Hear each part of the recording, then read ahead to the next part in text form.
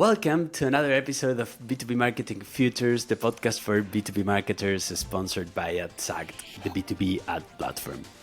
Today we are diving into a question that's on every marketer's mind. Can AI replace the marketer? As AI becomes part of the marketing workflow, from content and targeting to measurement, personalization, and campaign execution, the role of the marketer is being redefined in real time. In this episode, we are joined by a great panel of marketing leaders who are experiencing this shift firsthand. But before we jump into the conversation, I'd love for each of you to introduce yourselves and share a bit about your role and your current focus. Yes. Hi, Amelia Taylor. I am in Tampa, Florida. I am heading up the global campaigns here at ConnectWise, which is a large cybersecurity company with a lot of ins and outs and ups and downs and things that I could go in depth about, but we are not going to go and do so. But I am kind of a liaison, if you will, between demand gen, marketing, and sales. So I'm overlaying into these departments trying to figure out this exact challenge at a very large organization where communication is a must, and being on the same page with what we are delivering out into the market has to be in alignment. So this is a very awesome topic for us to be talking about that's very relevant, and excited to jump in. Awesome. Thank you so much. Bianca, welcome. Hello, I'm Bianca. I'm the channel marketing manager for NICE, which is a contact center company. My focus is to work directly with our partners across the EMEA region. So nice to be here. Welcome. Sav, welcome. Yeah, thank you. Hi, I'm Khetan. I'm VP of Product Marketing at Tealium. Tealium is a CDP platform, a data management platform, real-time platform. In fact, Bianca, we're trying to figure out a relationship with NICE right now. So nice to meet you. But yeah, it's, the whole world has changed, I think, in the last few years. I thought it changed during COVID, and then Gen AI shows up, and then everything changed again. And I feel like if you had asked me in January how much I would be using Gen AI in November, I would never have imagined it would be as much as we use it now. So, this is a very relevant topic right now. And yeah, just like Amelia, I sit right in the middle of demand gen, sales, marketing, and products. Yeah, it's just, lots to discuss. So thank you for having me. Awesome. Thank you so much. Ruslan, welcome. Hey everyone, Ruslan Tovbulatov here, Rus for short. I run the marketing team, CMO, at a company called Gloat. It's a Series D company. We Excel backed with offices in New York and Israel, and around the world actually. So I run the marketing team globally, and yeah, excited to talk about this topic because it's near and dear to what we do. Because we're a work orchestration platform. We help large enterprises break down the work happening in their four walls, and then connect that both to people and also increasingly agents and AI to execute that work. So I spend every single day for the past 5 years thinking about AI and its impact on the workforce. Thank you so much, Ruslan. Katie, welcome. Hi, my name is Katie Kukwa, and I am part of DSM-Firmenich. I'm actually part of the biomedical division, and I head up global digital marketing and external communications for this team. And right now we are sort of in our infancy in discovering what AI is a whole for our entire organization. So I'm really excited to not only implement like some of the things that we hear maybe from on this call, but also share some of the things that we're doing as we lay the groundwork in our industry as well. Thank you so much. And Emanuela, welcome. Hi everyone, I'm Emanuela Cecchetti, VP of Global Marketing at ShippyPro. ShippyPro is a leading logistic platform that helps enterprise to streamline, optimize, and scale their operational the global shipping operations, and I'm responsible for the global brand communications and growth strategy. And we are using a lot of AI to scale operations, go faster, and be competitive on our market. That SaaS markets, everyone SaaS market is really competitive, and to stay on top, we need to go faster and differentiate ourselves from the others. So very excited to be here to share our experience and also to learn from the others what we can do better. Well, thank you so much for those great introductions. You have already anticipated a little bit that AI has changed the way you go to market, but let's give a quick understanding to our audience how AI has impacted your work. Well, I can start because for instance, AI has shifted my approach from manual execution to a more strategic orchestration, for instance. So I don't spend time on tasks anymore, like, I don't know, copywriting or anything like that, because it can help me build a white paper in a matter of minutes versus hours and hours of doing that through a lot of research or actually putting my words into practice, because I'm not a native English speaker. So for me, it was even worse. What I can tell you that I think that my philosophy here is I spend less time doing marketing and more time leading marketing. So I feel that actually this helped marketeers to improve where they use their time in order to be more accurate on their work. That's I echo great. that actually. And like, because we're with us being so new and being like so agile in the AI use, like it's not just the way that we're seeing greater reliance on ChatGPT and like other programs to help alleviate functions or even like the needs for agency resources, but it's also changed the way that we know that we're being searched for, the way that we show up on Google, the way that people learn about you as a whole online. And it's forced our teams to be a bit more dynamic and strategic in a lot of ways as well. As well, I've seen some organizations take a very reactive approach. I've seen employers that I've worked for as well who saw the writing on the wall 5 years ago and started to lay the foundation with Google even then. And while their initial numbers for their website and their content search took a hit, they are now considered some of the best practices and trendsetters in the geo industry. So there's a lot of potential as well, and a lot that's come from this. That I also think not only accelerate execution, which is huge for us as well, but also improve the way we understand our audience. We can analyze very quickly behavioral insights, industry contexts, understanding what are the preferences of our audience, and then personalize contents, personalize emails, and go direct and try at the end to convert better people. Also, I found a very good help in analysis and measurement of and the channel attribution. So how each marketing channel is performing, finding insights, finding KPIs, and take then more informed decisions.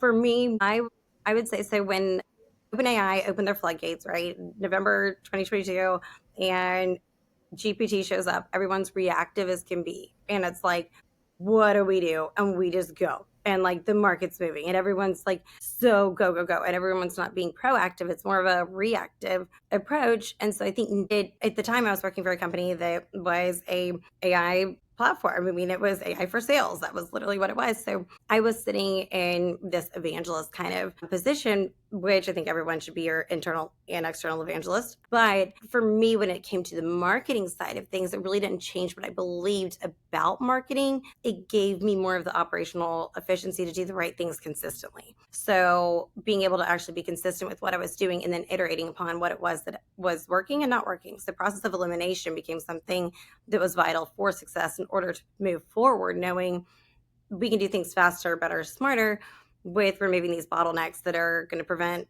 us from having good marketing even happening. So, you're spending more time with the market instead of the mechanics, if you will. Yeah, I feel like I agree with everything you guys have said. And we're seeing one of the areas that we have unlocked, I think, more is that two things. One is, if we do a customer call and we have the whole transcript, very easy to now convert that into a blog post, into a social post, into different formats. So that's become a really big unlock. And I think that used to take a lot of time before. And the other thing that's happening is we've automated customer intelligence coming into the company. So let's say we have 80 calls with customers yesterday from all our different reps. They're all recorded. And then we'll get one email in the next morning with summaries of every single call in that email and a sentiment rating and which issue or which product they were talking about. So it's instantly become this aligning email that we can all rally around, and we know where the trends are way before we used to find out, earlier.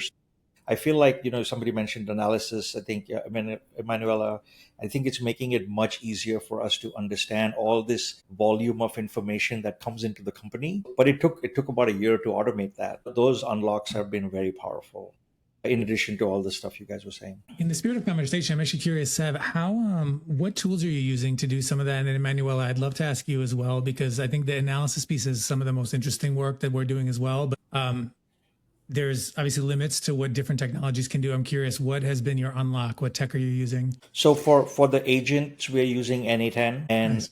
for the actual conversion of so we have a tool that records the conversation, and that's Clary. And then Clary has an API with Copy AI. So Clary sends the transcripts to Copy AI. It took a long time for us to convert each call into a conversational intelligence block in Salesforce. So first we did that. Once that was standardized, which took a little while, now then we have a second N8N agent running that's taking all those conversational blocks and converting them into that email summary. And now that we've got that workflow going, just yesterday they showed us that they're able to pull out now use cases from these calls. They're able to pull out specific requests, topics from these calls. So for me, product marketing, I want to know which products are you talking about? What questions did you ask that we are not able to address? So now it's become this almost backlog of content that I can create based on that. And it's so that first agent was the tricky one. Once we got that working, then all the others are slowly coming online. And Regarding Sam, analysis, to reply to the question on the analysis, we are using different tools, starting from ChatGPT. We have the paid version, and we created some custom agent customized for us. And also there are some plugins to analyze Excel file, very big data, and summarize very quickly in some. And we are using HubSpot. HubSpot is helping us. There's a lot of new features released in the last years, and that helps a lot to have better dashboards, better analysis, and go in depth when we need, or stay on top when we have to see, let's say, the overall picture and analyze KPIs. And Sav, have you come to the point of predicting pipeline using that combination of Clary and HubSpot? Some people I've heard that actually you can predict pipeline because you are listening to sales conversations, and you can, instead of just guessing what pipeline will be next month and the likelihood to close deals, you can actually do it like in a more scientific way. I don't know if you came to that point yet. Yeah, we actually did that first. So Clary has this tool, Copilot, and then it has another tool, which is Pulse and Dashboard. So when we first installed Clary 2 years ago, we had to do a lot of work on making sure that the pipeline hygiene was really good. So there's a very rigorous process that our CRO put in place of evaluating how every lead is, not every opportunity is scored, how they are actually rating the opportunities. And once that happened, Clary has actually been projecting our close forecast for, it'll project 2 quarters, 3 quarters, 1 year. And it's been very accurate, actually. Even we'll be on a call and the RVP will say he thinks this is closing, and Clary will say something else, and we'll see almost always we end up with the Clary number. So at least 1 quarter out, it's fantastic. 1 year out, there's a lot of things you can change, but 1 quarter out, it's been very accurate. So we started doing that first. And then that helped us have a very different strategy for go-to-market this year. We've been trying a lot of tools. I was talking about Copy AI, but we use a lot of OpenAI also. And the other thing we found is all the different tools have very big restrictions with how much the API can be used with on the Gen AI side. So we had to renegotiate with Slack. We had to renegotiate with HighSpot. We had to go renegotiate with everybody to get those APIs available. Mm-hmm. I would add to that one, Perplexity has been a huge part of what I've been trying to build over here when it comes to keeping a lot of the motion that we're doing current, and integrating Gong into that and having it be where those things, those are great tools to be able to use. And then there's Claude if you need something that's going to be more long form, that's going to be way more ingrained. Then there's Smart Lead, which has been a game changer, but there are restrictions and guardrails up within companies, right? So there are certain things that you can do and can't do. I mean, I found myself doing things on my phone or whatever, and then I'm sending it to myself through my work email here, just because the world's still trying to figure out how exactly to go about doing this. So we could talk about it, but without the, how to, which are like the 2 top words ever searched on Google or on YouTube, right? So like how to are the top 2 things ever put into YouTube. So without the how to do it, it's so easy to talk about without actually having but here's what we're doing. how to do it. Okay, we're using, and so that was an awesome way to share what you're actually leveraging. It's a great question there. So just a little shout out for the great question, great answer. Ruslan, what about you? What are you guys doing? Yeah, so I think I love some of the words you all used, and I'll start with where Bianca started, which is orchestration is the word for me of the year, probably the next maybe decade. And I actually retitled my whole team, myself included, to be Chief Marketing Orchestrator, because I realized that one of the biggest issues right now with AI is just mindset. And so I've kind of been focused on the change management piece of all of this. And so resetting the expectations by retitling people was step one. And there it was just sending this message where you're no longer an individual contributor. That's not my expectation of you. I expect much more. You need to be what we call an exponential contributor. And the idea there is that every single individual is now supercharged by an army of AI around them. And so it's actually been an interesting thing where I think the whole market, some people are really getting it, some employees are really getting it, and others aren't. Where I actually think we're going to have to rethink all of our workflows. The idea of a job title and a job is going to go away. It's going to have a lot of resistance because every technology is built on the job. Every HR system is built on a job. But the only way to make an AI SDR work, for example, is to realize that you cannot replace everything a human does, but you certainly can replace a big percentage of the tasks and workflows. So that's the journey we've been on. And that's why I took Sev, I liked what you were talking about, because my job as CMO has been to basically go one by one in each function and figure out what are the tasks and workflows we can actually first automate, but eventually, and that's to me is the cost cutting efficiency piece. That's step one. Two, though, is the augmentation and doing things we've never been able to do before. That's why I loved where you were going with Emanuela and Sav, where, we do win-loss interviews, but we do like 5 or 10 at a time.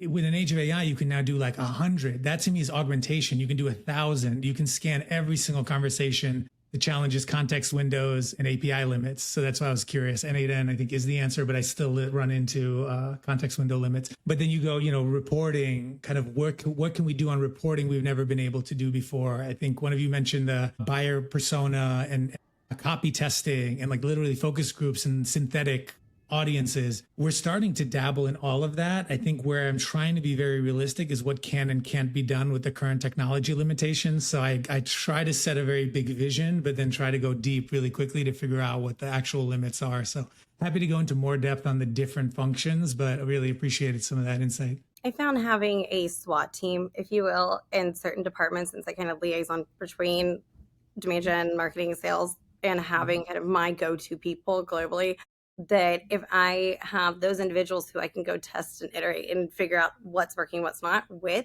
is such a valuable thing. The people who are operators by nature, or that they get it at another level of they're a strategist when it comes to how operationally efficient things can be done. They've tested things and they understand what the use case for specific tools too that can be put into place. I think that's the common goal should all be across the board in companies, but let's be real, we all are going like this at times, and it's not always going to be that. But what's influencing pipeline, what's actually driving the awareness, what's making us get to to the point earlier of being where the market is, you're the top one in the market, you're the one being talked about the most, and driving that piece of awareness and engagement in the highest level of it being where you don't sound robotic, you don't sound like you've got the double dashes, which put that in your memory, people, within your GPT instance. That needs to be something we all know when you get the double dash, you are automating something 100%.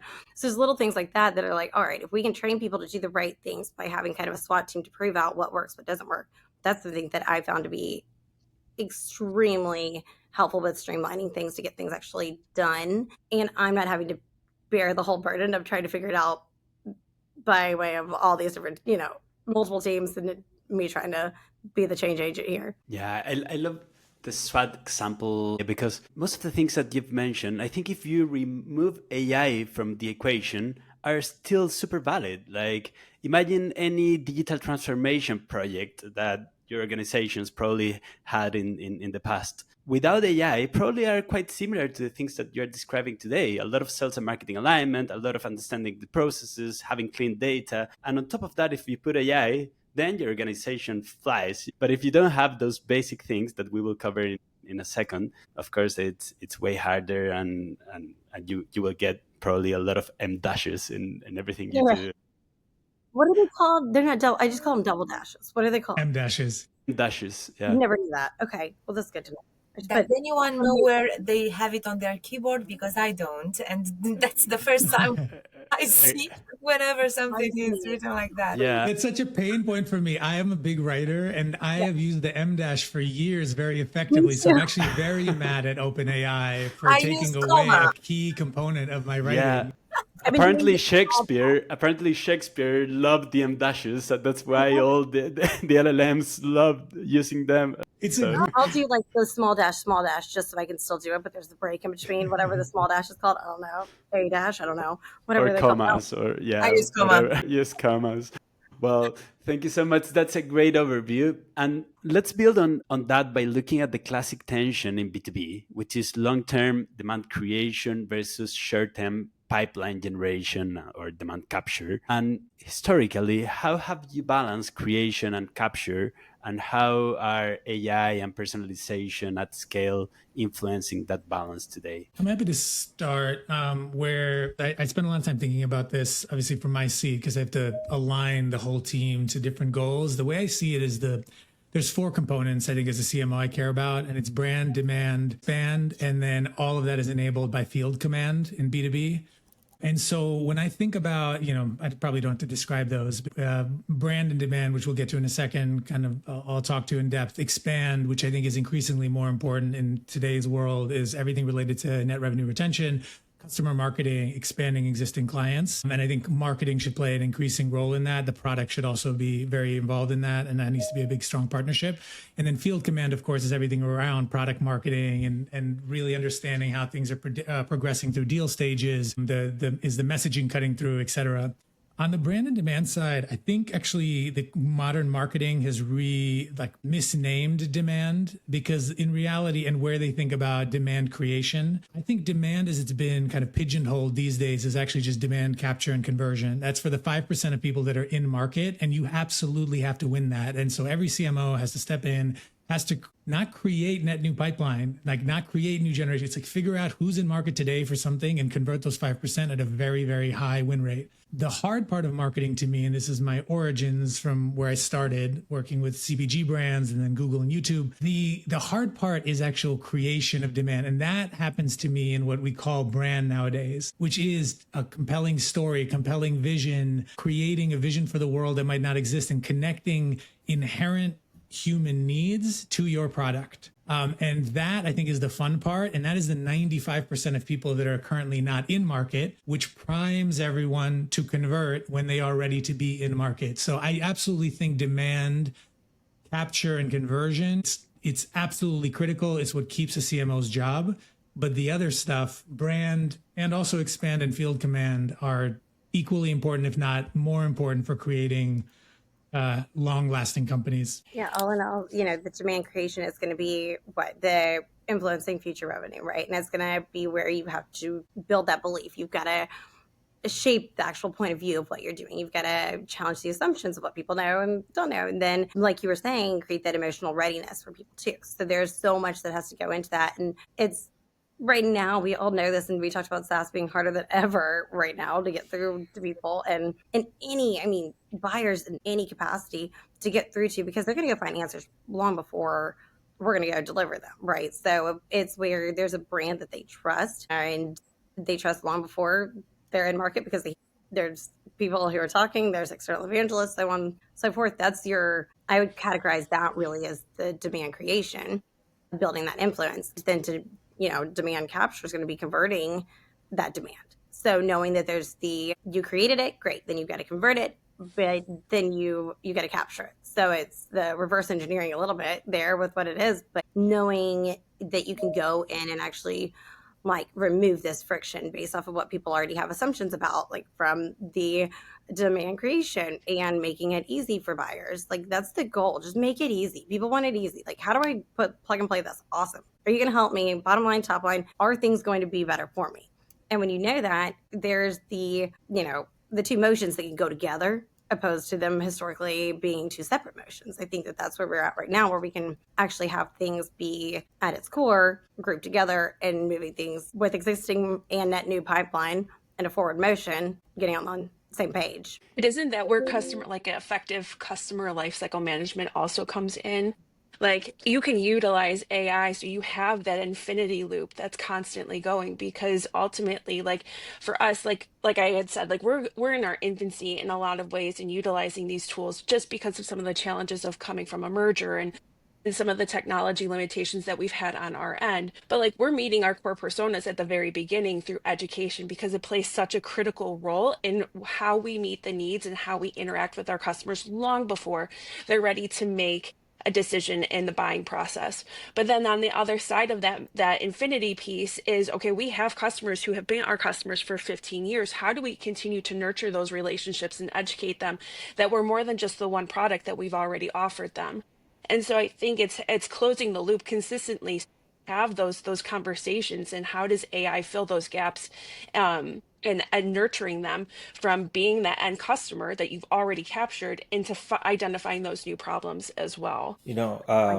It feels like we all have such similar problems, all from just different angles. Joaquin, you asked about the balance. I find that the quarter makes a very big difference on the appetite that leadership has of letting brand things happen. So if we have a couple of bad quarters and then we'll do an event, all they want to do from the event is look at how many leads came out of the event. We're like, well, that's not what the event was for. But they don't have that part of the brain shuts off the minute we have a tough road ahead of us. I've been finding that we kind of flip flop, right? So like you were saying, I love the four categories you said. So I feel like expand and field command are the two that we don't compromise on, just because we have these people in our pipeline. We got to be very diligent about those.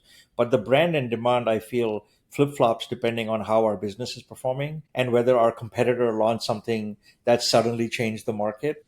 And those have been levers that I've not been able to get ahead of as much as I would like. But I think that that's kind of where we started to talk to people, that we got to do both.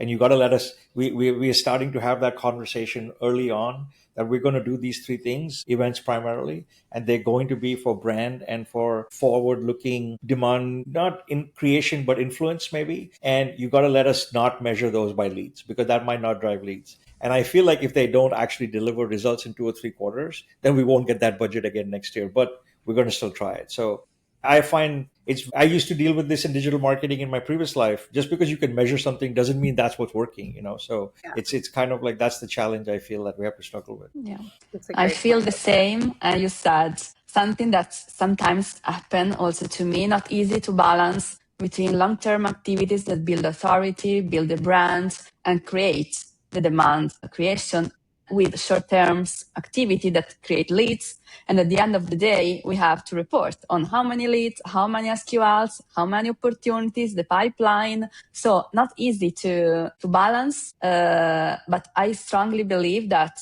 if you don't have the brand, the authority will not gather, will arrive to the, let's say, leads results and pipeline results. So our job is also to, talk to the leaders and let them know how it's important also to balance between long-term activities, not only care about today's leads, but build trust, build relevance in the market, create a brand that make the difference and that is different from the other competition, create the values that at the end will create the leaders on the market. Otherwise, we will not get there. I think it's so easy to say that too, though, right? To have the conversations, but to actually go into a room and sit at the table with the executive and say, here's what we're going to do, and here's why, and here's the end result, and here's the goal. It is great and easy to say, but like when you get to the table and you're looking eye at these executives and saying, here's what we're going to try to do, and here's what we're going to do. If there's not the end goal of, if this doesn't work in this amount of time, then we're going to pivot and have 2 other things, right? Like here's other things that we're going to be doing just to show momentum, and then also come with like some of the data points that are going to show of what you've already been doing. So that's where I kind of go back into this whole SWAT team idea of, they're gathering data that I can bring to the table, say, this is why we're going to move forward with this and why I have firm belief in it, because here's where we were last quarter, here's where we are now, and you leave it up to them. So without, data talks, numbers speak.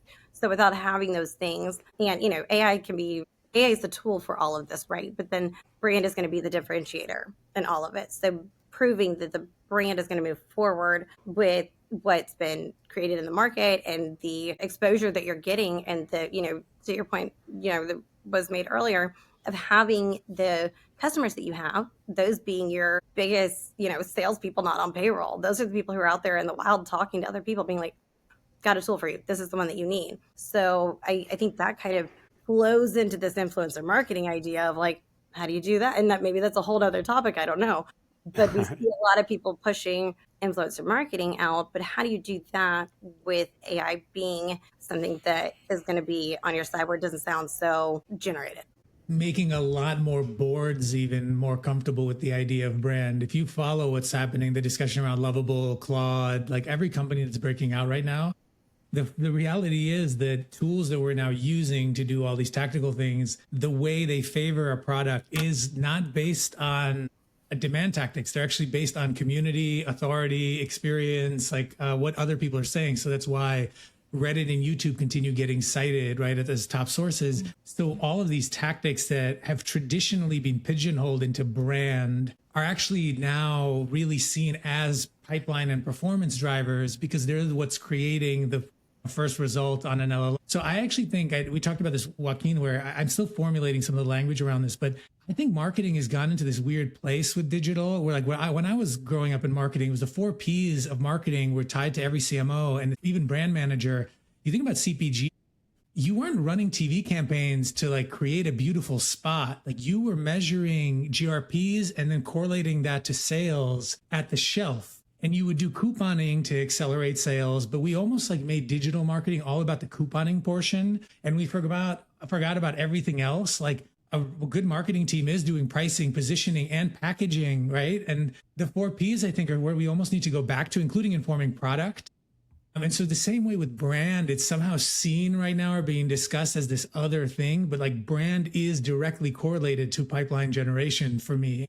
And so I agree completely with you, what you're saying, Amelia, and like everyone's like, you have to come to the conversation with other executives and the board and manage those expectations. But part of it, I think, is a disservice where a lot of investors and other executives have been for years now talking about brand in a way that I don't think it was ever intended to be. Mm-hmm. So I think we're all saying similar things, but I think we got to almost re-educate the market and some of the terminology and language to make it easier for ourselves. I learned that there's 5 different generations in the workforce that are all working together right now, and like literally different languages being spoken. Yes. I mean, I hear my daughters talk and I'm like, what are you saying? Like they're, 9 and 11. And I'm like, I don't know these words you are speaking. 6, 7.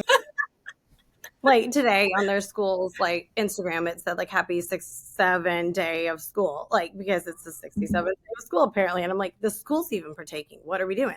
So there's things that I hear them. So if there's 5 generations trying to speak, there's that older wisdom, right? That has like that foundational aspects of things.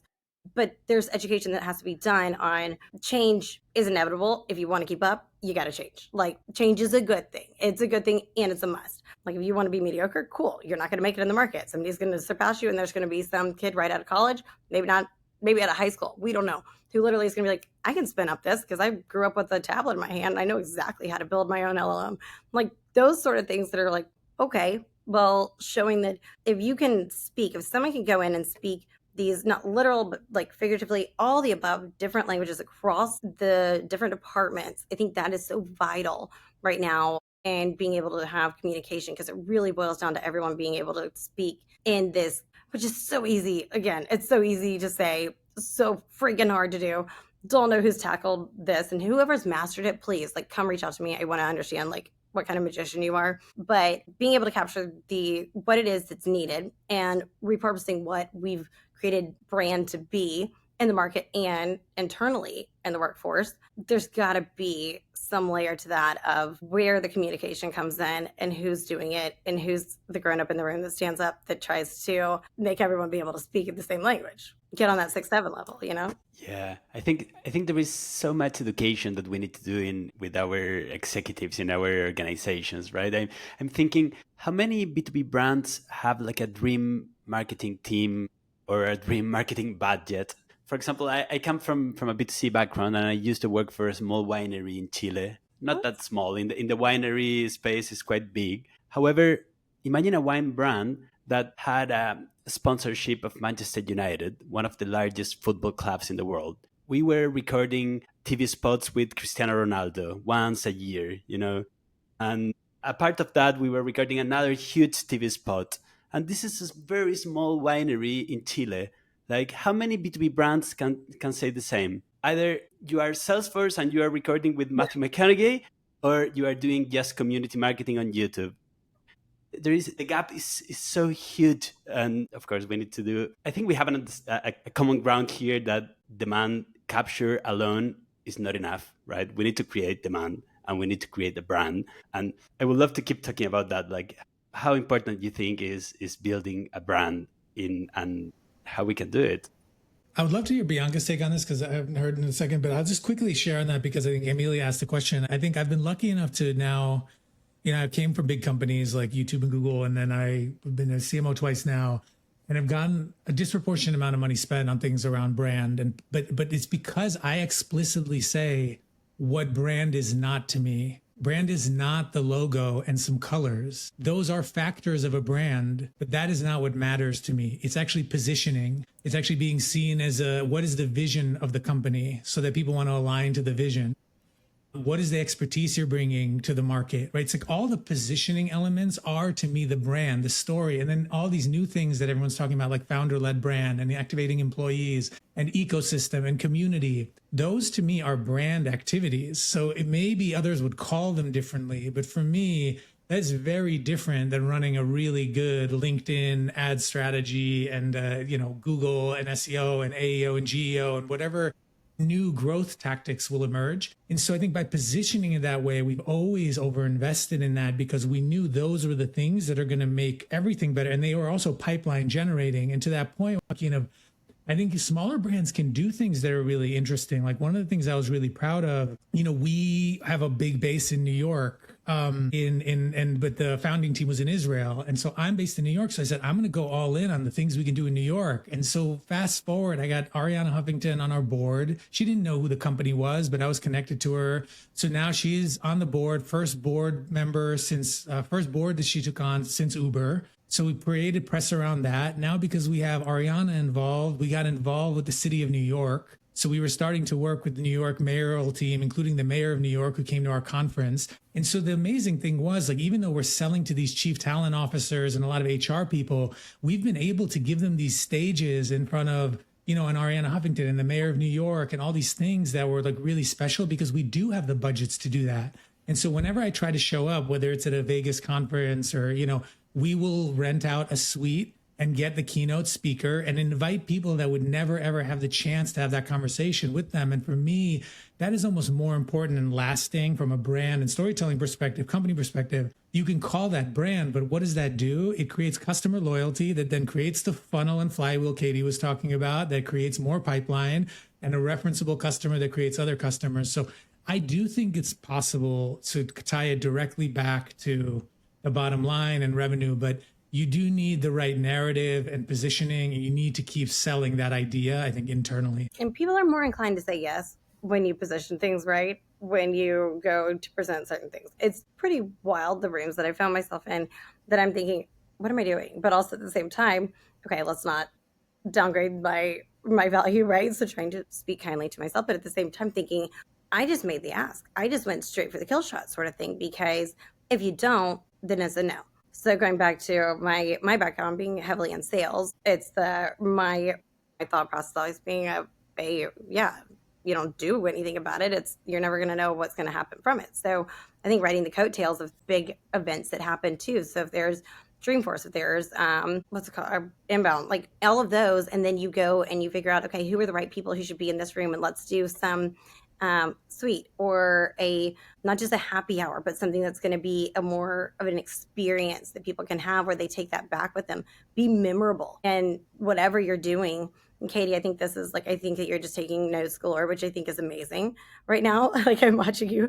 I think you're just writing, and I love it because there was so much value in what he just shared of how to position the brand, of it not just being the aesthetics, of it being so much more than that. Budget, no budget, There's bootstrap companies that I'm seeing doing crazy well with how they're positioning themselves in the market because of who knows who, so call it nearbound, if you will, going around like who's the customers that you have or who are the people that know someone that knows someone, and then writing that messaging of, hey, here's what I'm trying to accomplish. Here's why I want to get in touch with this person. Here's what I'm trying to do long term. People are more inclined to say yes when there is the vision that's given to them. Also, hey, love an intro. I'm going to write it for you, put it in your words. It's my big take on intros, and I'll leave it at that. Yeah, and now coming back to the AI topic, if AI can execute so much of what marketers and agencies used to do, what will a brand mean when AI platforms, not humans, mediate most discovery and interaction? I'm interested in how each of you sees the role of brand identity, the trust, emotional resonance when automation takes over everything over the mechanics, Well, I think that AI can automate execution, but definitely it cannot replace trust, emotion, identity. So you need to identify with something in order to actually feel something for the brand, feel something for what's happening in a competitive market like CX, where I work right now, where every competitor uses AI. The brand outcomes becomes the most important thing. So that's why we, because I'm working in channel marketing, we amplify our message through our channel, through our partners, because it's very difficult to do it by yourself, even though we are a big company. So that's why we base our brand on being a trusted brand by our channel. So that's why we have our advocates in the market, not only on the AI front.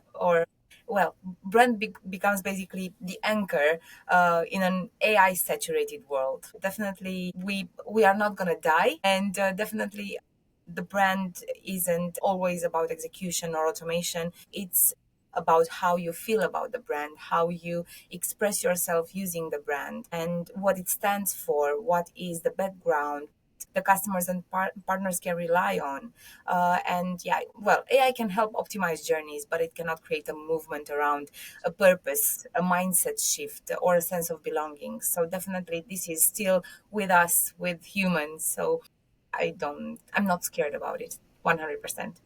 I agree with that, Bianca. Good stories, good marketing resonates, and they make human connections. And so for us too, education and driving science-based content in the hows and the whys of how it's ultimately going to problem solve for our customers or the potential customers, like that's always going to be the name of the game. And when I think like there's platforms that we even have in house right now that like a play, like a video, like a Jasper, and all of those things that we can put guardrails up so that we can help the team write this content more efficiently and effectively.